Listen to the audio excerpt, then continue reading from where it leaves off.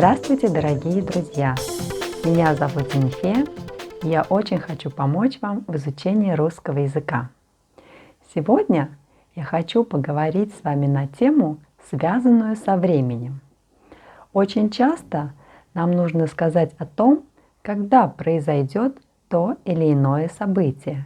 Например, когда мы выполним проект, или сказать о том, что уже произошло, и когда именно произошло. Отвечая на вопрос «когда», мы можем использовать такие слова, как «сейчас», «сегодня», «в данный момент», а также «вчера», «позавчера», «завтра», «послезавтра».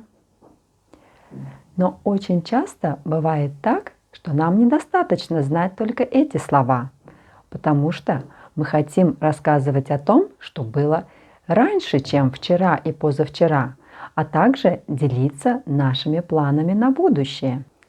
Давайте рассмотрим ситуации, когда вы хотите сказать или спросить о чем-то, что было в прошлом. Для этого нам нужно знать такие слова, как час, день, неделя, месяц, год.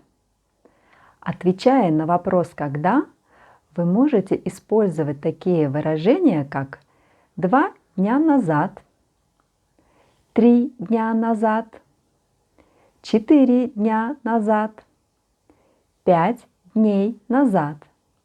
Обратите внимание, что начиная с цифры 5, окончание у слова «день» меняется. Еще раз.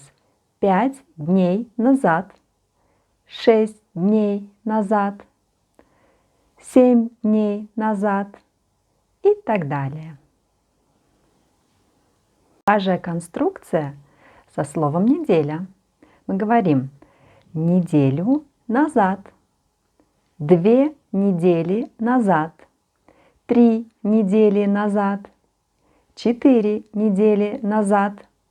А после цифры 5 опять же изменяется окончание. Будьте внимательны. 5 недель назад, 6 недель назад, 7 недель назад. Точно такая же конструкция со словом «месяц». Месяц назад, 2 месяца назад, 3 месяца назад, 4 месяца назад, 5 месяцев назад, 6 месяцев назад, 9 месяцев назад и так далее.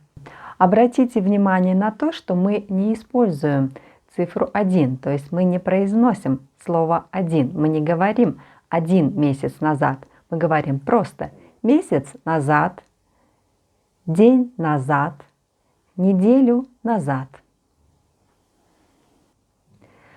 Рассмотрим теперь конструкцию со словом «год».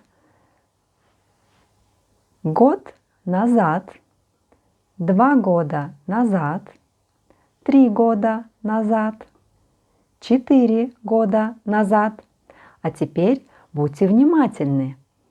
5 лет назад, 6 лет назад, 7 лет назад, 10 лет назад, 12 лет назад. И вы можете продолжать также. Как вы заметили, слово «год» после цифры 5 меняется на слово «лет». В том случае, когда нам нужно будет сказать о чем-то, что произойдет в будущем, мы используем такие слова, как «завтра», «послезавтра», а также следующие конструкции. Через 2 дня, через 3 дня, через 4 дня, через 5 дней, через 6 дней, через 10 дней, через 14 дней и так далее.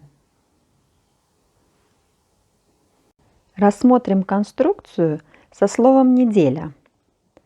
Через неделю, через 2 недели, через 3 недели, через 4 недели, через 5 недель, через 6 недель и так далее. Продолжаем говорить о будущем, используя слово «месяц». Через месяц, через 2 месяца, через 3 месяца, через 4 месяца, через 5 месяцев. Обратите внимание, окончание у слова изменилось. Через 6 месяцев, через 9 месяцев и так далее. Следующая конструкция со словом «год».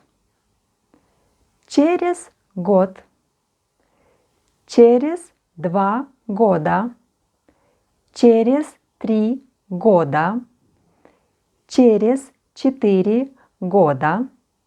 А дальше вы, наверное, уже догадались. Мы меняем слово. Через 5 лет, через 6 лет, через 10 лет. А теперь попробуем вместе воссоздать те же конструкции со словом «час». Итак, когда мы говорим о чем-то, что уже произошло, мы говорим: это случилось час назад, 2 часа назад, 3 часа назад, 5 часов назад, 6 часов назад, 8 часов назад, 12 часов назад и так далее. Когда нам нужно сказать о том, что только произойдет в будущем, мы говорим через час, через 2 часа, через 3 часа, через 4 часа, через 5 часов, через 6 часов, через 8 часов, через 12 часов и так далее. А сейчас рассмотрим данные словосочетания в предложениях. Он окончил университет 5 лет назад. Мы купили дом 7 месяцев назад. Через 2 года я буду жить в Москве. Через час у меня встреча. Через 5 недель я отправляюсь в путешествие. Я думаю, что принцип вы поняли. После цифры 5 в словах меняются окончания. Надеюсь, это видео было для вас полезным. Всего вам доброго, до свидания, до новых встреч!